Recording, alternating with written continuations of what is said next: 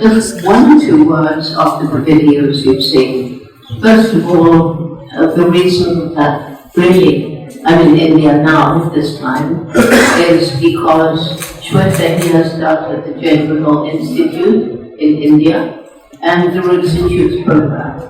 There are 25 Goodall Institutes around the world, started in Tanzania, and it's slowly spreading. But the Roots and Shoots program that you saw, that is in 71 countries, and it's growing fast across India. So I just wanted to say one or two words about that program. I began it in 1991, and I began it because as I was traveling around the world, partly trying to raise money, you saw the chimpanzee sanctuary, that cost an awful lot of money. And we have to raise money to keep the Gandhi National Park going, which is now in its 64th year of research, and we don't plan to stop. And so I was traveling around the world in the mid-1980s, and already back then I was meeting young people at school, university, who seemed to have lost hope.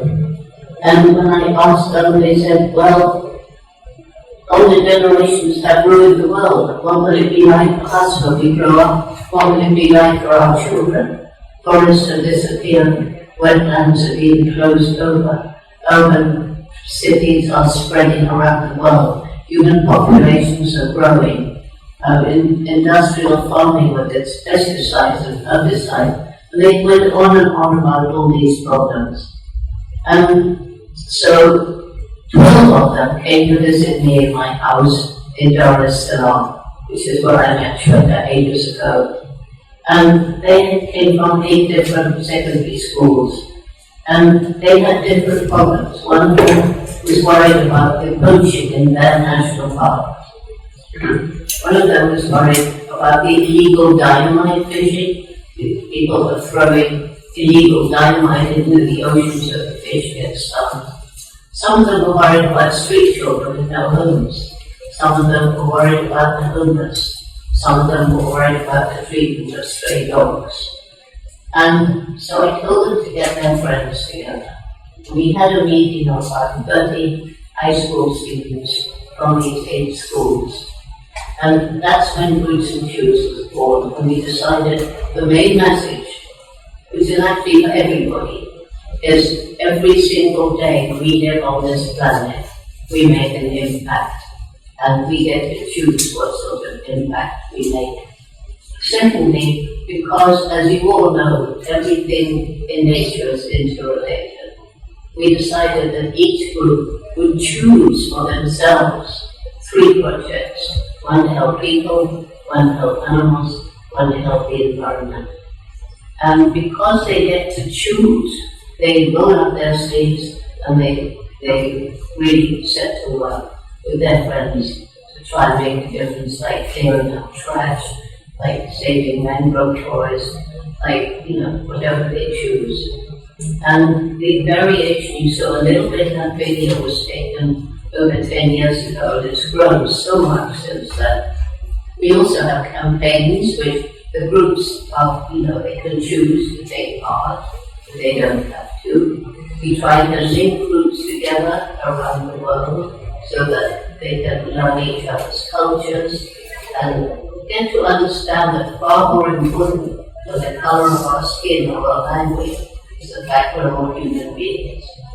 So, Roots and Shoots is one of the main things that I will devote the rest of my life to. I don't know how long that will be, since I'm already 90, so I've already lived a long life, but anyway, there will be a few years left perhaps. The other one thing I wanted to mention quickly, because this is something that's been worked in India and Asia, anywhere. So, I learned in the mid-80s that forests across Africa were being destroyed and the chimpanzee numbers were increasing. So that's when I left Gandhi my paradise, because I thought how to try and do something. So by that time, there were 6 other study sites of chimps across Africa. When I began, it was just me. And I visited with these sites. I got to understand the chimpanzees' problems, that there was the bushmeat trade. I'm sure you have bushmeat in India, and this is the illegal bushmeat trade, commercial hunting of wild animals for food.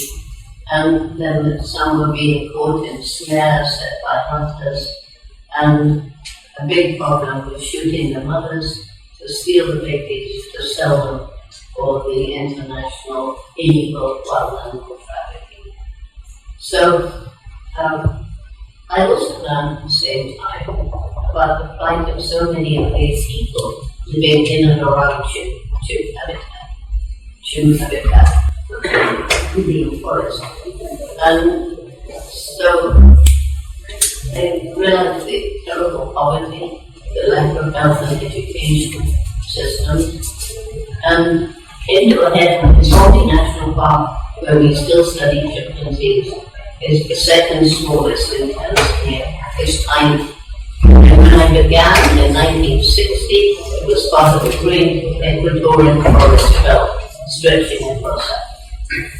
But by the mid-80s, when I looked down in absolute horror, I saw a tiny island of forest surrounded by fair hills. Too many people, the land to support, too poor to buy food from elsewhere. Why were they cutting down the trees? Because they were struggling to survive. They wanted money from charcoal or timber, or they wanted to make more land to grow more food for their growing families. So this led me to suddenly realize we don't help give these people a way of living without destroying their environment. We can't save chips, forests, or anything else. And so the Goodall Institute, me and one wonderful man, George Stoner, we designed this very first, in the first world, of true community-led conservation. Not a bunch of arrogant white people that was typical back then, going into a poor village and saying, well, this is what we're going to do to make your lives better. You've got to be grateful. Then this was 7 handpicked local people. And they went into the 12 villages around Mumbai and they talked to them and asked them, what can I do to make your lives better? So they started off, we want health and education, we want to grow more food. So restoring fertility to their overused farmland is really important. And then working with the Tanzanian government to get better school and education, very slow process. We were able to introduce some scholarships, give girls a chance of secondary education, and maybe the most important, microfinance, based on Muhammad Yunus's Grameen Bank, so that the poor villagers could choose environmentally sustainable small businesses. And that has worked. That program is now not only around Gombe, but throughout the chimp range of Tanzania. It's in 41 villages, and they learn to use smartphones, they monitor the health of the village forest preserves, and they are able to make proper maps, and as the government requires, land use planning. So that program is how in 6 other African countries. It's worked everywhere. We've just written a book, which we will send. We will ask Mary to send. And it's called Local Voices, Local Choices. And it's ready to scale up anywhere in the world where it seems important to raise the level of living of the people living around your national forests. Because otherwise, you talked about the problems, the conflict, and that's what we're doing. But now, because of Shikari, as the program is called, they understand that protecting the environment isn't just for wildlife. And that's where my partner, George Stoner, was so very important, because he said, Jane, when we start this program, don't talk about wildlife, talk about helping the people. And so gradually the people realized we did care about them. And So eventually they came to understand protecting wildlife isn't anything the environment isn't just for wildlife, it's for their own future. They understand the value of trees, providing shade, alleviating the climate, reducing rain or helping rain, that sort of thing. So that program is really, really successful. We institutes all around the world now, there are young people rolling up their sleeves and taking action. So we can no longer say young people can change the world. We say young people are changing the world. And that's it. So that's what the James Goodall Institute is now, is animals, people, environment. Because one without the other will never work. Subscribe to Midday India. Get direct notifications on all our videos by clicking on the bell icon.